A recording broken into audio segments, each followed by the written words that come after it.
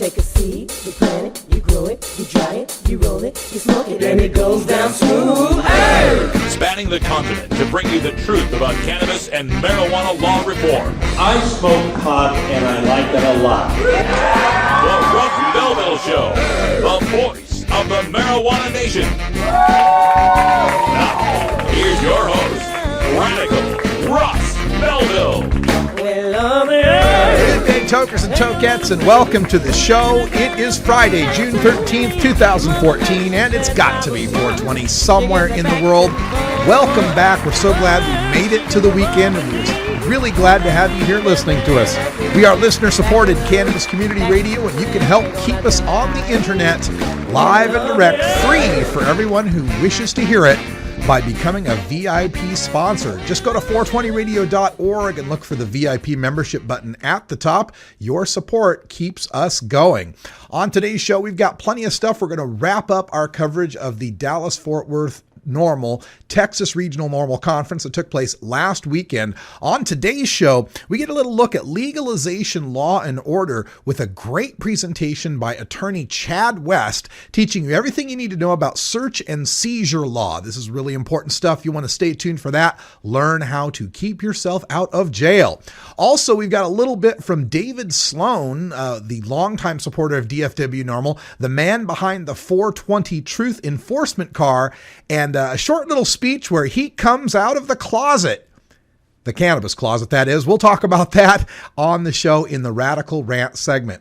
Also on today's show, we'll have time to go behind the headlines where the Centers for Disease Control have released the latest youth risk behavior survey. And you know how they always say, what about the children? We can't legalize marijuana because of the message that it would send to the children. Well, it looks like that message has been received and the data bear it out. Teen pot smoking did not go up in the past decade. We'll talk about that and get behind all of the numbers in Behind the Headlines. But first, we'll be turning over to our 420 radio news where our own Priscilla Seiben will be standing by. We seem to be having some connection difficulties, but can you hear us okay, Priscilla? 10-4, I can hear you. Can you hear me? I can hear you just fine. We'll work on the video during the break. It's not that important. We are a radio show after all, but we do love to see your smiling face. And by the way, Priscilla, great work these past couple of weeks getting up and going. We kind of threw you into the water and forced you to have to swim, and you're swimming just fine. That's right. Yeah. Adapt well. Thank you, though. All right. So coming up in the headlines today, we're going to talk about legalization in Oregon. More money coming to the legalization campaign in Oregon. Also, polls are looking good here in Oregon for the passage of marijuana legalization. We got more money coming into Alaska for its legalization initiative. That's it's initiative number 2 on their ballot. We're going to take a look at the Caribbean country of Jamaica, which is announcing major decriminalization. San Jose, California is going the other direction and restricting medical marijuana dispensaries. Washington, D.C. City Council is looking to open up medical marijuana and legalize recreational marijuana. And Governor Andrew Cuomo in New York is getting cold feet about medical marijuana in his state. We'll talk all about that, and we'll take your calls in hour 2 at 971-533-7111 in our Toker Talk Radio segment, where you can become a part of the marijuana, a voice in the marijuana nation. Also, we got some music for our Daily Toker Tunes for Rockin' Friday in hour 2 for our 420 break. Some great music from Whoa Fat and some news from the Herb Thrasher Flower Hour about that fine group. So all of that's coming up later on the Russ Belville Show. 2 hours every weekday here at 420radio.org, live from Rolla J Studios in beautiful Potland, Oregon. Catch us every day from 3 to 5 Pacific time with replays at 6 and 9. The news is next. We'll be right back.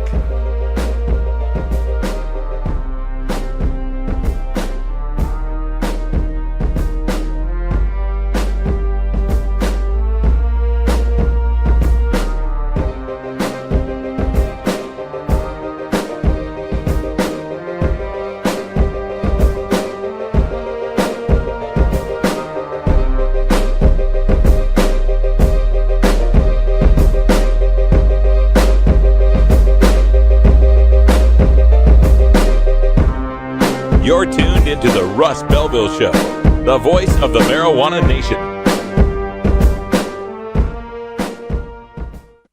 420 Radio, turning red states and blue states green.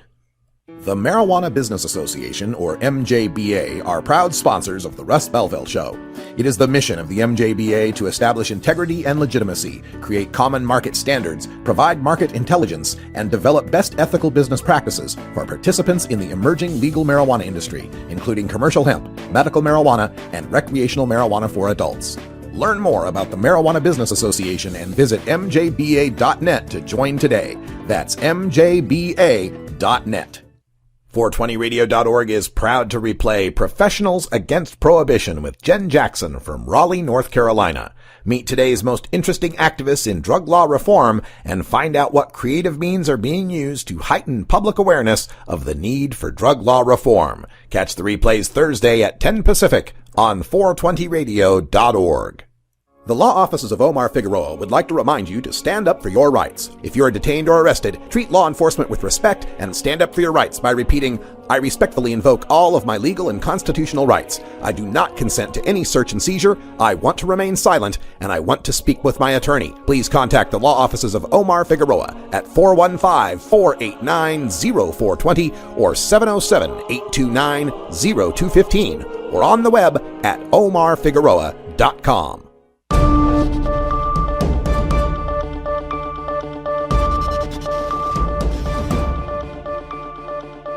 It's time for the 420 Radio News, covering the latest headlines in consumer cannabis, medical marijuana, and industrial hemp. Transcripts of 420 Radio News are available daily on our website at 420radio.org.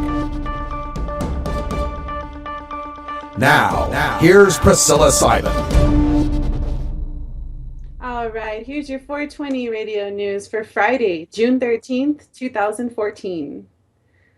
Legalization in Oregon got a huge boost today when it was revealed a new $250,000 donation to the New Approach Oregon campaign. A political action committee formed by the brother, sons, and ex-wife of the late billionaire Peter Lewis made the donation, adding to the $96,000 Mr. Lewis donated before his death last November. Committee members also include perfume heir Henry Van Ameringen, who had already given $100,000, adult mail-order businessman Phil Harvey, who's donated $50,000 previously, Carrie Tuna, the wife of Facebook's co-founder Dustin Moskovitz, and David Bronner of Dr. Bronner's Soaps. New Approach Oregon has also received another $150,000 from Drug Policy Action, the founding arm of Ethan Nadelman's Drug Policy Alliance, adding to a previous $200,000 donation. In all, New Approach Oregon has raised over $900,000 for the campaign, which has until July 3rd to turn in over 87,000 valid signatures. This is great news, and I spoke with Anthony Johnson from New Approach Oregon last week, and he said they have over 60,000 signatures ready to go. I believe there will be a turn-in coming in soon where we'll get an official number, and I have a really good feeling about our signature gathering. With this much money coming into the campaign, almost $1 million, it really cures the problem we had in the campaigns in 2012, which was it got on the ballot, but then after that, we didn't have any money left to campaign for it. My hope here is that this is enough money to not only get on the ballot, but also to buy up some TV ad time, some radio ad time, get us some billboards around the state, and convince Oregonians that we need to join Colorado and Washington in the legalization and regulation of marijuana markets. Yeah, right on. Speaking of Oregon, a new Survey USA poll shows legalization barely topping majority support. 51% of Oregon voters are in favor of legalization, with 41% opposed and 8% undecided.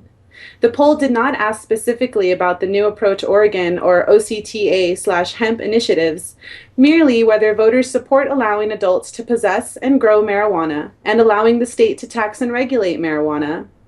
Support was greatest among voters under 35 at 70% and between ages 50 and 64 at 57%. Democrat and Republican support were mirror images, where 65% of voters of Democrats support and 67% of Republicans opposed legalization. But support wasn't just buoyed by liberal urban voters. 51% of Portlanders and 50% of non-Portlanders support legalization.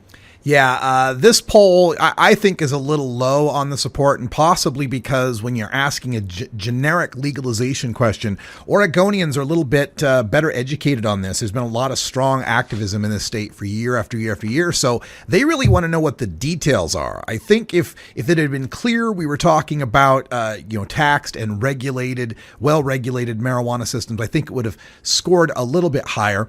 As far as the age demographics, not too surprising that voters under 35 have such great support. We do see that kind of saddle of support that we talk about in the Middle Ages, right? So like from age 35 to 49, that age when, adults have their kids and they're raising them, understandable. It drops to like 50% at that point. And then it goes back up to 57% after age 50, after the kids skedaddle to college or whatever. Mom and dad are like, hey, let's light up a joint or something. I think that's what's going on. Hey, Priscilla, out there in Colorado, now that there's been legalization going on for, almost half a year there, are you seeing that the folks that shop at the pot shops tend to be like an older demographic? You know what? It's funny you ask, because I do see where that kind of saddle goes. I see kind of a younger demographic in there in their late 20s and 30s, early 30s, and then a huge gap where you see kind of like parents in there, or older parents, kind of baby boomers who are retired and whatnot. There is a significant gap. I see like a cotton tops up in the dispensaries, mixed in with some middle-aged kids. Yeah. All right. Well, let's go on. More news about money for legalization. The campaign to legalize in Alaska just received a $140,000 donation from the Marijuana Policy Project. This donation pushes the campaign over the $500,000 mark and dwarfs the money raised by the opposition. The group fighting legalization, Big Marijuana, Big Mistake, Vote No on number 2, has raised only $31,000 since April. Yeah, and this is something that they always like to play victim of. Oh my God, we're so outspent. We're so outspent by the big marijuana billionaires. Poor us, we're the underdogs. Don't buy that for a second. Just because Big Marijuana, Big Mistakes only gotten $31,000, it doesn't mean it also doesn't have the support of the sheriffs and the cops and the rehabs and the federal government and all the anti-drug people whose money doesn't directly get put into the no campaign, but whose voices, whose actions, whose standing and authority lend more to that campaign than money could possibly do to them. We are the underdogs in these campaigns, and it is kind of nice, though, that we're starting to have a few of our own billionaires to support us. And the next time you rock down to Electric Avenue, taking you higher will only be a fine. The government of Jamaica announced Thursday they will be decriminalizing the personal possession of 2 ounces of marijuana, known on the Caribbean island as ganja. The Prime Minister, Portia Simpson Miller, decided early this month that ganja use for personal, medical, and religious purposes shall only be a ticketable offense. Minister of Justice Mark Golding noted that the Parliament will make the formal changes this summer, as well as proposing a bill to expunge the criminal records of people convicted for personal amounts of ganja. I know probably a lot of our listeners in America are going, wait, it's illegal in Jamaica? Yes, folks, it is illegal in Jamaica. There's a reason that Sheriff John Brown got shot, right? It is illegal, but I mean, it's kind of tolerated amongst the Rastas. And, as long as someone's not being real crazy about it. I've got friends that visit Jamaica every year. They say as long as people aren't being real crazy and open about it, it's not really been a problem. It almost sounds as if they're just trying to get the law to catch up with what the people are already doing there. But wow, 2 ounces is further than any American state goes in decriminalization or legalization, except for Ohio, which allows a little over 3 ounces of decriminalization. Good work, Jamaica. Can't wait to visit. Yeah. Medical marijuana dispensaries in San Jose have been regulated to just 1% of available city business space. The tight new regulations, adopted in a 7-3 city council vote Tuesday, will require the vast majority of the city's 80 dispensaries to close within a year. Under the new rules, dispensaries must be 1,000 feet from schools, parks, areas where children gather, and major business parks, 500 feet from drug rehabs, and 150 feet away from homes. Maybe 5 or 10 current dispensaries could meet all those requirements, Store hours are also limited, round-the-clock security is required, on-site consumption is banned, and no candy medibles are allowed. All right, so I've placed a map up on our web screen for those of you watching the replay or watching live, and that is the map of where you can have a dispensary now in San Jose. Those red spots, those little flecks of red that look like someone maybe cut themselves shaving as they're making the map, right? That's it. That's the only places in San Jose where you're going to be allowed to operate a medical marijuana dispensary. Now, you see all those places in white, those are the incorporated areas of San Jose, and all those places in yellow are the unincorporated areas of Santa Clara County. Another way to look at it is the places in white and in yellow are all the places where you're allowed to open up a liquor store, a bar, a tobacco shop, a cigar store, or a CVS pharmacy. The Washington, D.C. City Council has unanimously pledged to open the district's medical marijuana program to any patient.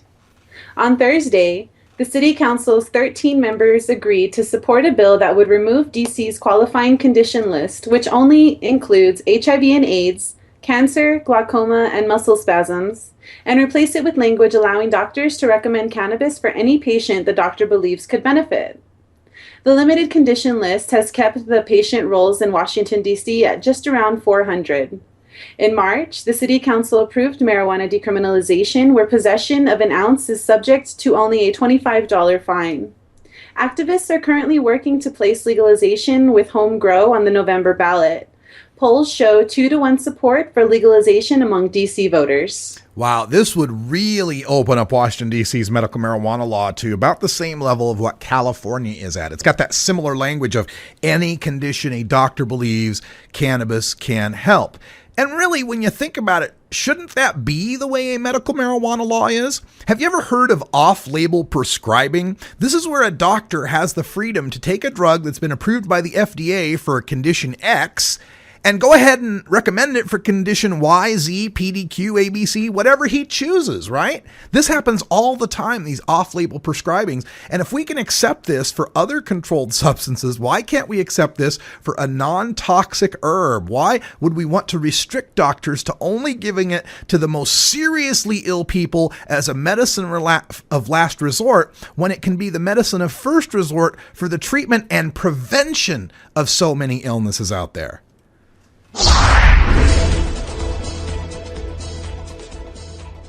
Governor Andrew Cuomo is warning that medical marijuana could be, quote, a major negative for New York. Speaking at an event in upstate New York, Governor Cuomo called marijuana a gateway drug to other illegal substances and expressed worries about the, quote, entire system for marijuana growing, production, distribution, and sales. Governor Cuomo added, quote, if you don't put in the correct system, you could have a serious problem on your hands, end quote. The medical marijuana bill was transferred out of the Senate Finance Committee over the objections of the chairman and could get a Senate vote before the end of the session next Thursday. Oh, Governor Cuomo, the 20th century called. It wants its reefer madness back. Jeez. Okay, gateway drug, really? Really, Governor Cuomo, you're going to stand by gateway drug, something that's been disproved as going back to the Institutes of Medicine 1999 report that said there is no causality between the use of marijuana and the subsequent use of other drugs. The fact is, Governor Cuomo, that people use drugs in a certain progression. Usually starts with caffeine and works its way up to nicotine or alcohol, and then maybe marijuana, and then maybe mushrooms, and then maybe cocaine. There's a progression to these things, but that doesn't mean that everybody follows that same progression. Just as every Hell's Angel biker out there started on a tricycle, it doesn't mean buying your kid a tricycle is going to turn him into a Hell's Angel. This is the biggest flaw in logic that he's got going here, this gateway drug. And if that's where he's going to base his opinion on medical marijuana and whether or not this entire system could be a serious problem, then the system is going to start off so severely handicapped, it's not really going to serve the patients it's meant to serve. And once again, we see this continuing trek into the box canyon of medical marijuana where every effort has to be made to make sure that the healthy people don't get any, make sure that nobody's growing it who doesn't deserve it, and all that does is continue to hurt patients. It's time to legalize because legalization is the only thing that protects all patients. That's right, damn straight. Oh, I love it when the school bell rings on a Friday. It's That's 4:20 right. in Denver, so Priscilla Seibin has an important safety meeting to make it to. Hope you have fun this weekend, Sully. Yep, soak it up, mountain time. All right, we'll be right back. Going behind the headlines on the Youth Risk Behavior Survey. What about the children, indeed? You're listening to the Russ Belville Show on 420radio.org. 420 Radio. Tune in, turn on, get highly educated. Adam Hand of Handmade Apparel produces quality custom designs for t-shirts, hats, and other apparel. Handmade Apparel is the official design shop for 420 Radio among many clients who rely on Adam Hand for everything from short-run custom projects to full-run clothing lines. Visit handmadeapparel.biz to browse the selection of handmade gear or to get a personal quote for your own designs. Handmade Apparel, a proud supporter of 420.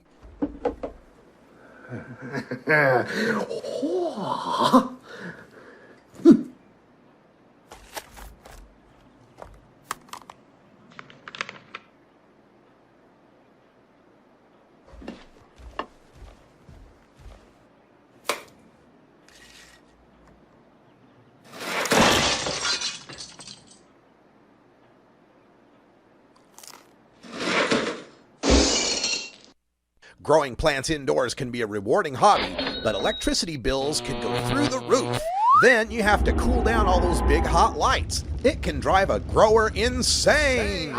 With Lush LED lighting, you can solve many of these issues and double your rewards. Matt and his scientists have developed the perfect light for flowering plants with far less cost and heat. And the results? Very effective. Check out LushLEDlighting.com right now and tell them Radical Russ sent you.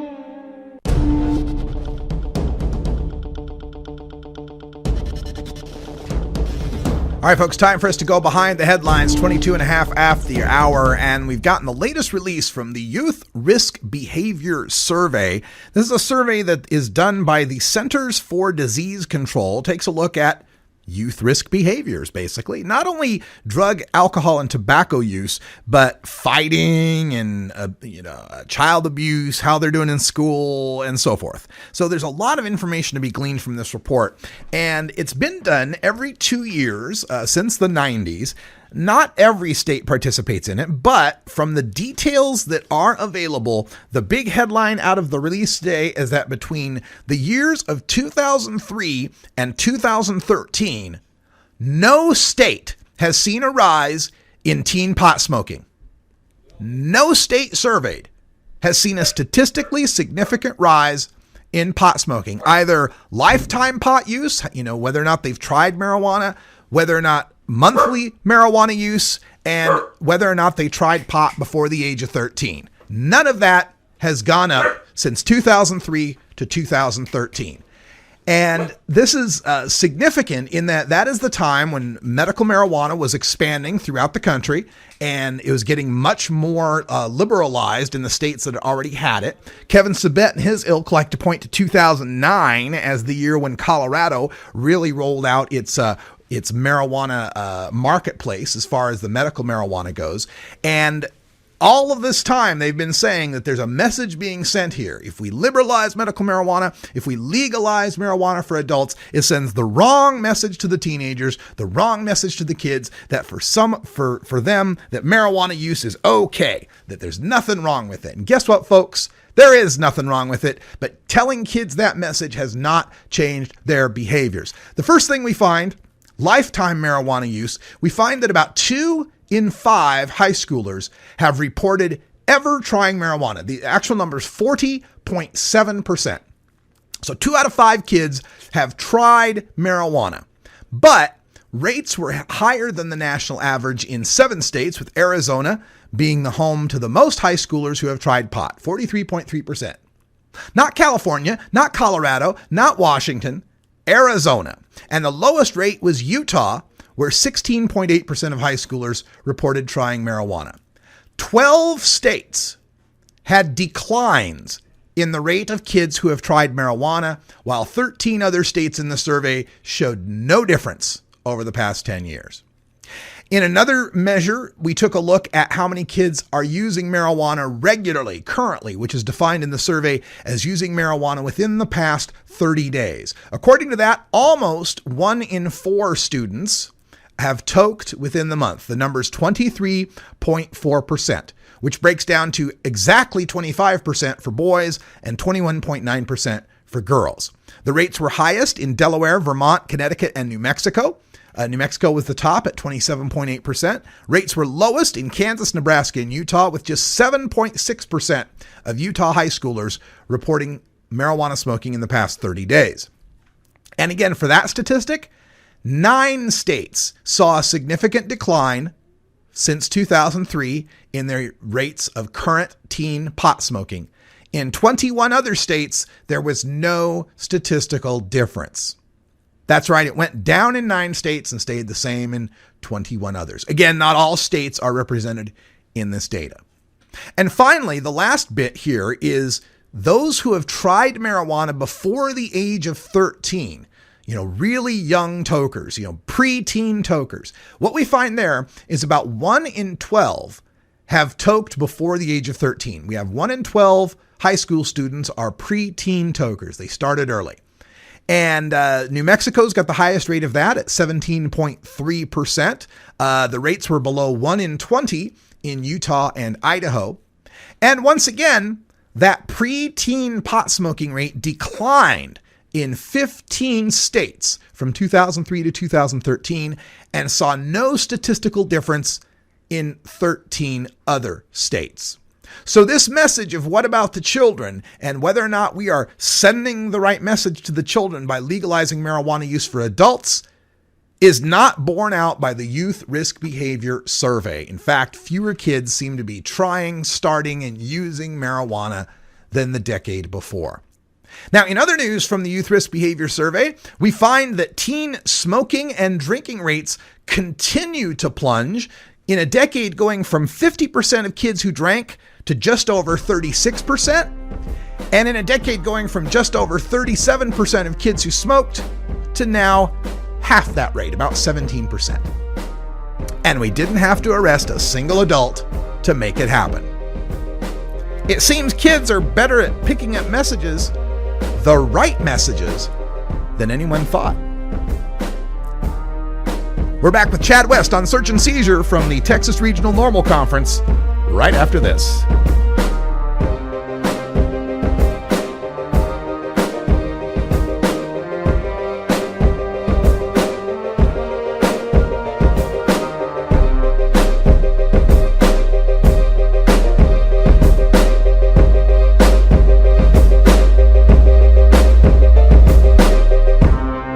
You're tuned into the Russ Belville Show, the voice of the marijuana nation.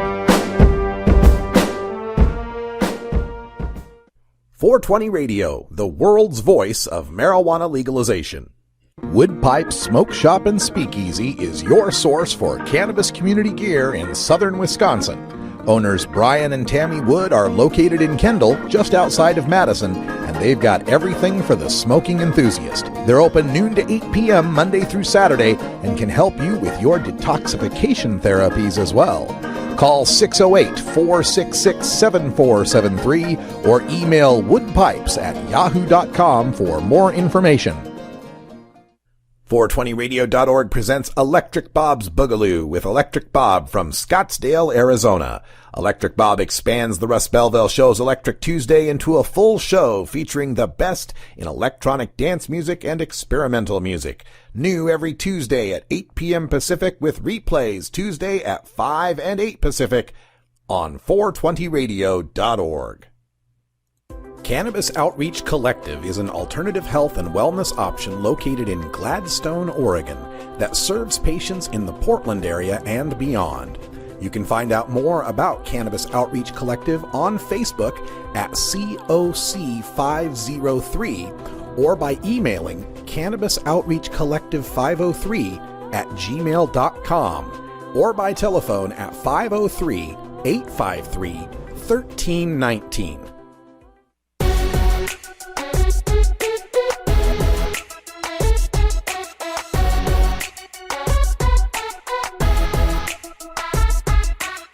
In the marijuana law reform movement, the cannabis community is represented by thousands of dedicated defense attorneys fighting to end prohibition and keep us free. The Russ Belville Show visits with the tireless courtroom crusaders in our legalization, law, and order. But today I wanted to just talk to you briefly about search and seizure issues. Now you guys I feel like this is like preaching to the choir here, because you all probably know as much as I do about searches and seizures. You all are a very educated crowd. But I get a lot of normal people who call me and who don't really know Texas laws on searches and seizures. And there's a lot of misconceptions out there. So while this may be elementary to some of you guys, I just want to go through the rules just so you understand them and so you know what's going on in Texas. And then we're going to talk about cars, we're going to talk about searches and seizures related to your house, and we're going to talk about some new laws that are coming out with searches and seizures of cell phones and what information you may keep in your cell phones and how that can lead to additional arrests and charges against you. So getting started here, I'm going to talk about some standards of proof, and it's a lot of legalese. If you've ever been involved with the law before, you've probably heard some of these, but let's just briefly cover them.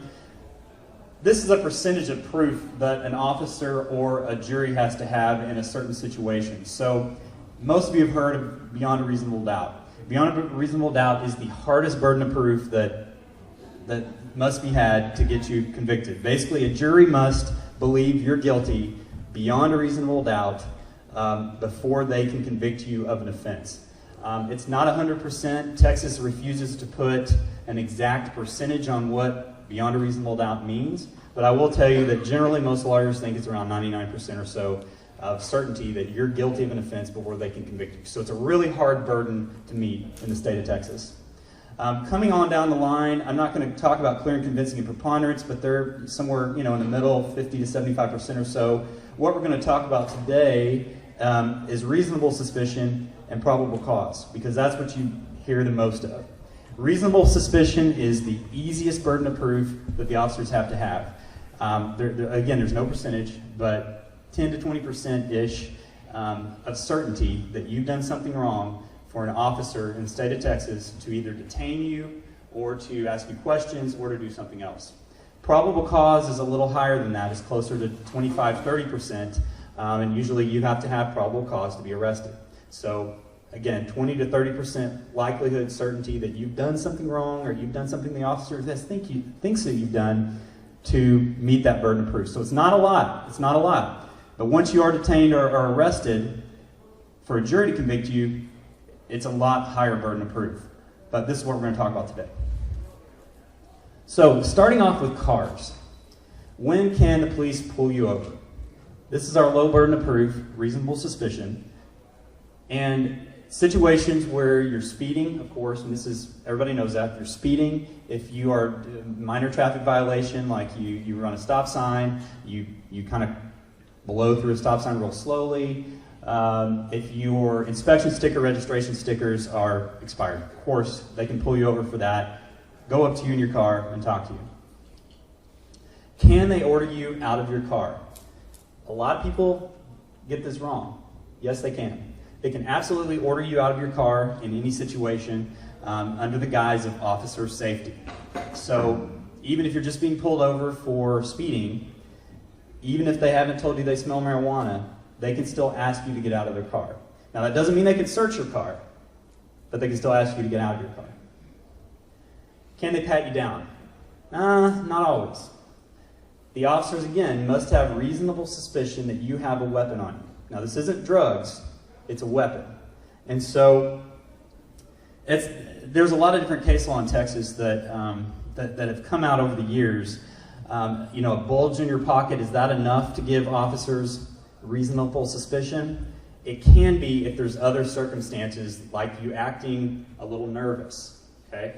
If you have marijuana in your pocket, you're probably going to act, unless you're super cool, calm, and collected, you're going to probably act a little bit nervous. That alone is enough to give the officers reasonable suspicion to pat you down. So just keep that in mind. What if they ask to search your car? The ask must be clear. All right. I think the percentage is like 72% of all searches of cars in Texas are consented to. Now, you guys are above the curve here. You're smart enough to not consent if you've got marijuana in your car. But a lot of people don't realize that. They think that if an officer asks to search their car, they have to let them. Officers will sometimes, and we see this all the time in cases, they'll say things like, you mind if I take a look around? And that's not a clear ask, right? That's just sort of like a, kind of a suggestion. But a lot of people don't realize that officer is asking to search my car. So what you should do is, if you're not sure if the officer is asking to search or not, you tell the officer, listen, are you asking me to search my car? And then make them say, yes, I'm asking you to search your car. Then you can say no. Yeah, 72% of pre-arrest searches in Texas are based on consent. And you absolutely do have the right to refuse. Now, what if the officer says, hey, driver, I smell marijuana. I want to search your car. At that point, you're in Texas, you're pretty much screwed. They're going to be able to search your car, and most conservative Texas judges, most judges in general in Texas, are going to uphold that search based on smell of marijuana alone. How long can an officer hold me? Now, this one gets a little trickier for the officers, because if the officer's waiting around, let's say they're even looking for a search, trying to get a search warrant. But if you've been sitting there for a couple of hours along the side of the road, and the officer still hasn't done anything, maybe he's waiting for backup, what have you, depends on how long you wait. But there are situations under Texas law where there have been illegal arrests and detentions because you've been held too long. So what you should do is if you are being held, the officer hasn't told you you're under arrest, you're just sitting there, you ask the officer, am I under arrest or am I free to go? At that point, it triggers the officer, I've got a smart driver here, I've got a person who knows the law here, this person may file charges against me, file a civil claim against me for false arrest if I don't get this process moving. So ask the officer, am I under arrest or am I free to go? And again, there's no real time frame, but if it's been a couple of hours, it's very reasonable for you to ask that. Really just an hour in my opinion. Again, without probable cause, so reasonable suspicion, they've stopped you, okay? But they don't have probable cause yet, it hasn't reached that next level, they can only hold you for so long. And again, I just said it. So now we're going to talk about, briefly, searches and seizures of your homes. Now, when can the police enter my home? If they have a search warrant, of course they can absolutely come in to search your home. So the officers already had probable cause, they've already sought a search warrant, they've come to your door, they've knocked on your door, they say, hey, homeowner, I've got a search warrant, you got to let them in. If they have an arrest warrant, if you are harboring someone in your house, or if you are a person who has a warrant out for your arrest, they can absolutely come in to your house, whether or not you want them to or not.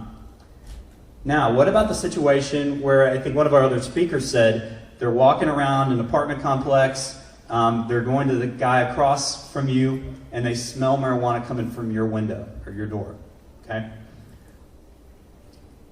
They cannot come into your home without a search warrant unless there's another circumstance alongside the smell of marijuana. So they smell marijuana, they knock on your door, you greet them, they say, I smell marijuana, okay?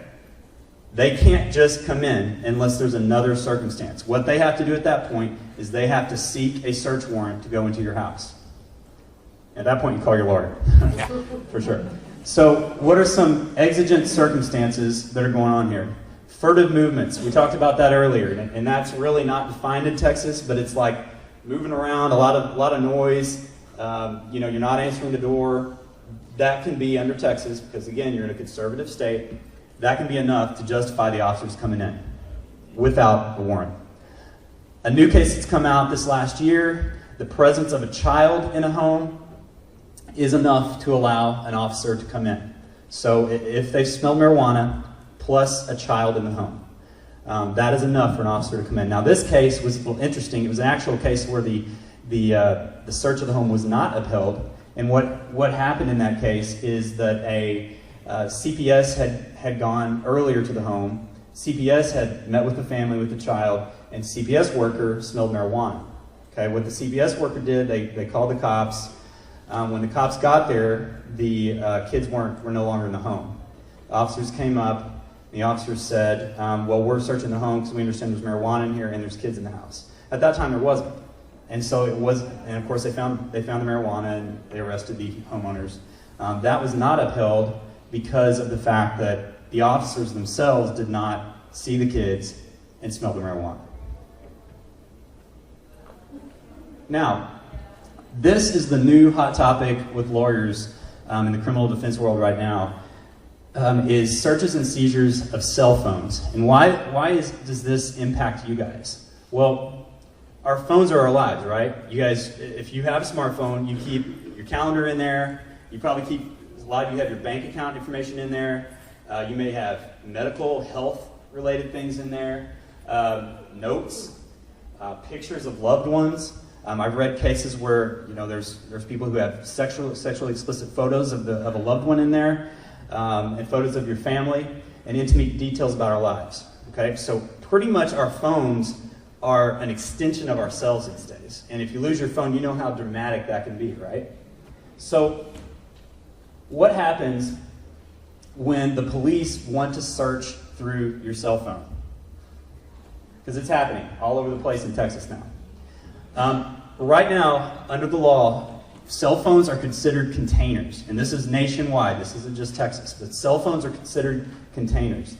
And just like any other container, a little box that you might keep something in, or a little bag, or a purse, or a briefcase, if you are arrested, or if officers feel they have probable cause to look through it, that there's something in there, they smell marijuana or what have you, if officers believe that there is something that will lead them to a crime, they can look through your cell phone. If you're pulled over, you got your phone on your lap, you're pulled over, but you're not arrested, the officers must have probable cause to look in your phone. Okay? So the officers must think, I've got a suspected drug dealer here. I saw him on the phone, and he was calling someone, and he threw his phone down when he got off.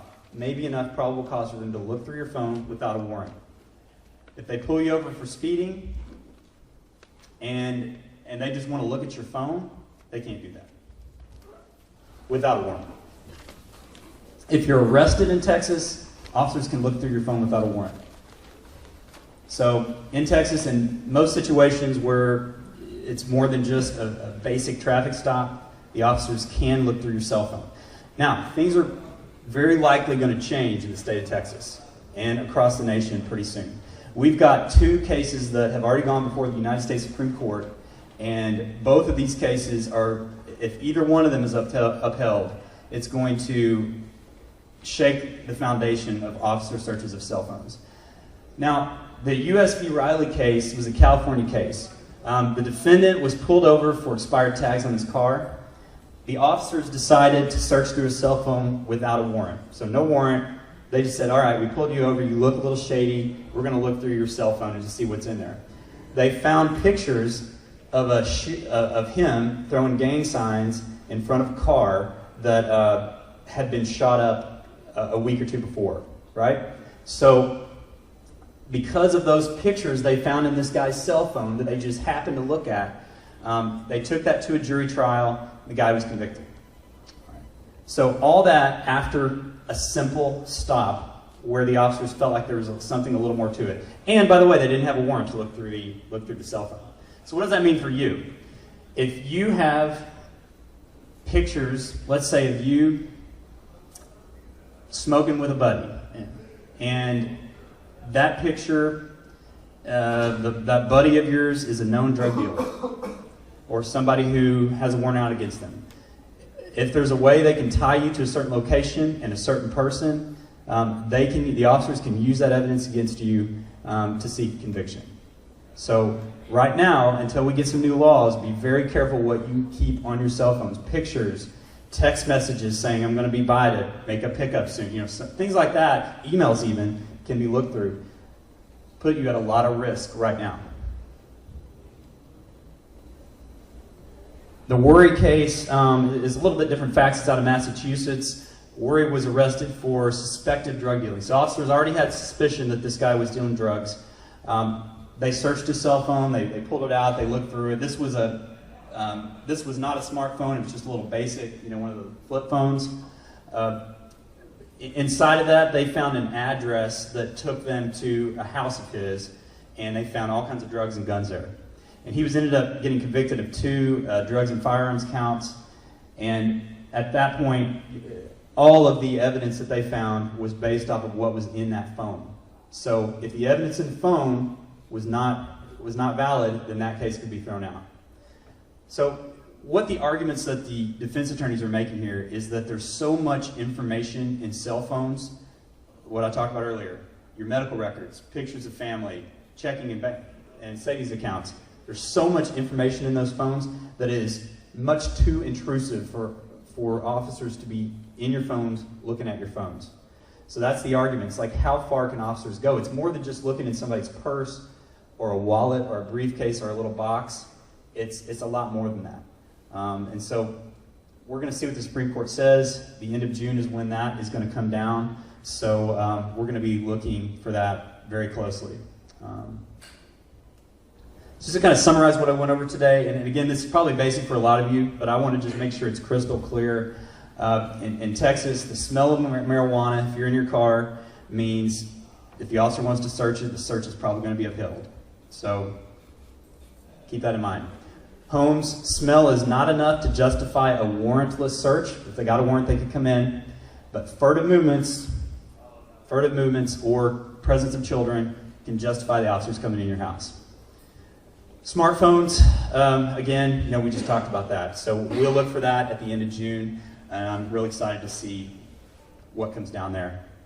My website's we'll have the latest on these cases that are coming down. Love to have you guys, keep up with me on Facebook and keep up with the law and what's happening.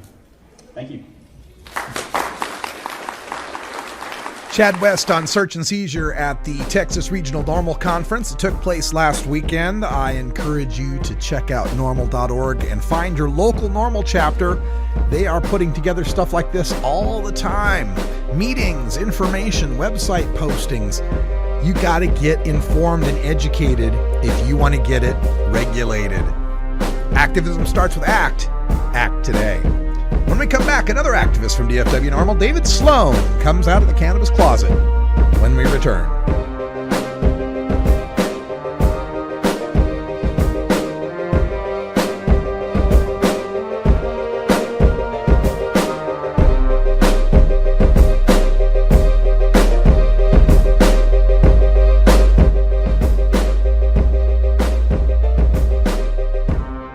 You're tuned into the Russ Belville Show, the voice of the marijuana nation. You can get 420 Radio on the go with our Shoutcast stream for all internet-enabled media players. Go to rad-r.us/420shout or just click the Shoutcast icon below the live radio feed at 420radio.org. I'm Radical Russ Belville, and I want to thank you for listening to 420 Radio. We couldn't survive without you and our sponsors, and I'd like you to check out one of our prime sponsors, the National Cannabis Coalition. I've been working with NCC since June of 2012, and I'm proud to be part of the team they have assembled. National Cannabis Coalition is building the partnerships with reformers, lawmakers, and industry we need to be successful. Visit the National Cannabis Coalition website at nationalcannabiscoalition.com or the easier-to-remember ncc420.com. That's where you'll get the exclusive first look at my radical rants, as well as informative articles from the nation's top cannabis pundits. Visit ncc420.com today, and if you have your phone handy, text Russ to 420-420 to support NCC and 420 Radio. It's a free text message that helps us help you end adult marijuana prohibition. Learn more at ncc420.com, and thanks for supporting independent marijuana legalization public radio.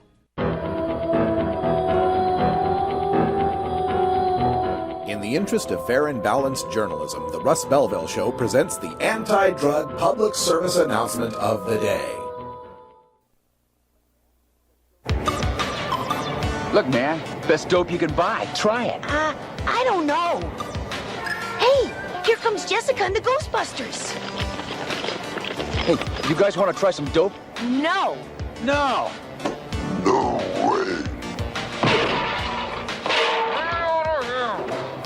Thanks, Trace. When it comes to the question of drugs, friends or not, the only right answer is no. This has been the anti-drug public service announcement of the day. To cure this sort of reefer madness, listen to the Russ Belville Show every weekday on 420radio.org. New Approach Oregon is a coalition of Oregon citizens who believe that treating marijuana use as a crime has failed, costing taxpayers millions in law enforcement resources. Our approach will regulate, tax, and legalize marijuana for adults in Oregon. We can move Oregon forward and create new revenue for critical services. Visit our website at newapproachoregon.com or our page on Facebook at New Approach Oregon. Thank you. You can't handle the truth. Entirely legitimate topic for debate. You have offended my family. Hey, this is great, man. And you have offended a Shaolin temple. One major responsibility is to encourage people to use less drugs. I know nothing. I support a change in law to end federal criminal penalties for possession of up to 1 ounce of marijuana. We don't need no stinking budget. Homosexuality, immorality generally. Down the centuries you have slurred the meaning of the words we, the people. Be warned, this is not your mother's marijuana. You could ask yourself a question. Do I feel lucky? Well, do you, punk? I want to ask you a bunch of questions. I want to have them answered immediately. Surely you can't be serious. I am serious. And don't call me Shirley. Radical Rant. All right, folks, going to turn over my rant time today to David Sloan, one of the attorneys who is sponsor of DFW Normal, specifically sponsor of the Truth Enforcement Vehicle, that fabulous Ford Crown Victoria made up to look like a cop car with green lights and 420 information on it. David gave a nice little speech at the conference in Fort Worth. Here it is.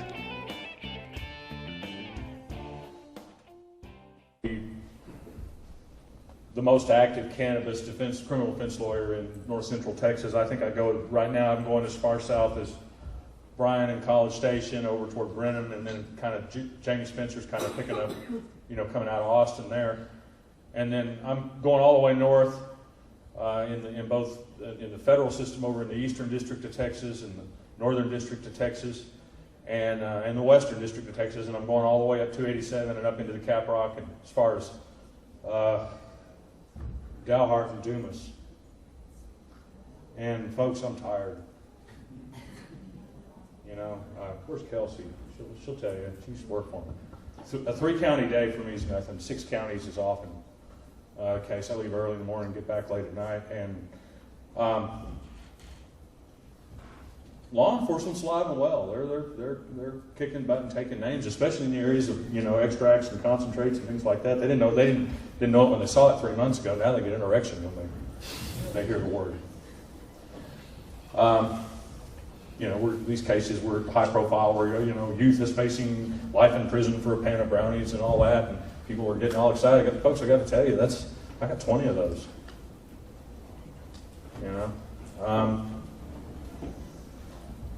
But the good news is, over on the activism side, we're kicking ass and taking names. We've got those people scared that are opposed to us. And you know why? They should be. Well, you know why? Honestly, because they know they've lost the ear of the public. They've lost the trust of the public. People are turning to us now, and we are on the brink of a revolution in this state, and it's going to happen. I think we're going to start seeing some incremental, and then the floodgate's going to come on, and we're going to see some huge changes here in Texas, and I believe that, and I think we all have to believe that, or why are we here? But what you need to do, what I still do every day, Sean, I know, does it, keep the discussion going. You know, and don't go up and talk to people that you know are going to agree with you. What's that? You know, I used to see early in the day when we started doing this and we didn't know what the hell we were doing. We'd get banners or little flyers made with the $12 budget we had, and we'd pass them out to every stoner we knew. You know, what the hell did that accomplish? You know? We had to learn that we don't need to be talking to our own, we need to be talking to them. And we've gotten some legislative stuff going and some workshops on how to go talk to elected representatives and everything. Folks, we got our work cut out for us. You need to be sending letters. You need to be trying to schedule appointments. And you need to be going in and letting these people know that you're their constituents. And more importantly, vote. Those people buy lists. They've got 4 different lists in their right-hand desk drawer that they pull out. As soon as it got you on the phone, they're looking to see what you did last election, whether you voted or not. Go talk to these people. We've got to keep the pressure on right now. And if you'll do that, and not just in with the elected officials, but understand that ultimately your brothers and sisters, the people that you meet on the street, that's your constituency. They're us too.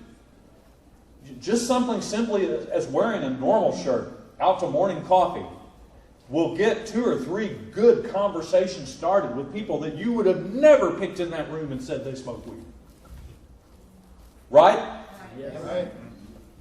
You know, talk to your aunt and your grandma, your people that we need to sell these people, because you know right now everybody nearly has a receptive ear. And so that's what we need to do is we know what our attitude is. We need to constantly work to change public attitude.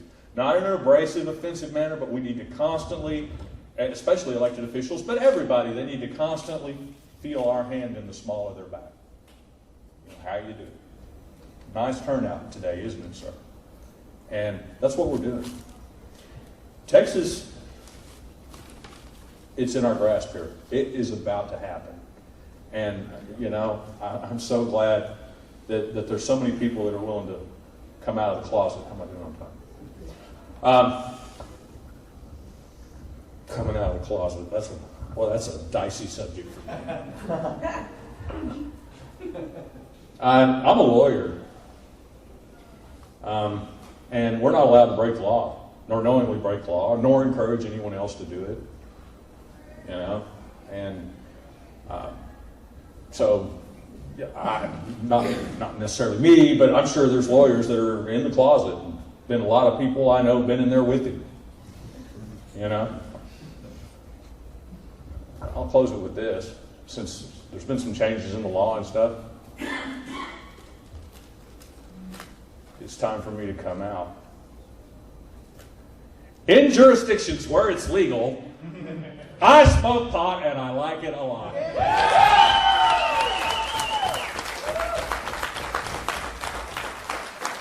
That's David Sloan coming out of the closet there as a marijuana consumer in jurisdictions where it is legal.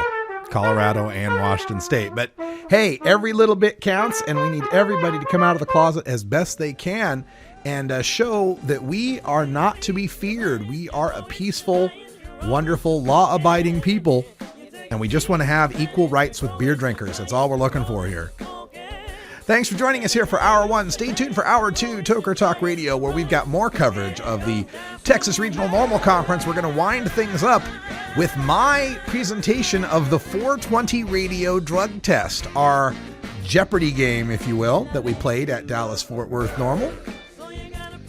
Had a really good time. Mike Hyde of the Cash Hyde Foundation was one of the captains. Tristan Tucker from DFW Normal, one of the other captains. And also stay tuned later tonight, 8 p.m. Pacific time, for another live edition of the Herb Thrasher Flower Hour. Herb Thrasher will be in here with us, bringing us the latest in great metal music. For Priscilla Simon, I'm Radical Russ. Thanks for joining us, and until next time, take care of each other, Tokers. This is the Russ Belville Show. The Russ Belville Show is blogging and podcasting daily at radicalruss.com. You take a seed, you plant it, you grow it, you dry it, you roll it, you smoke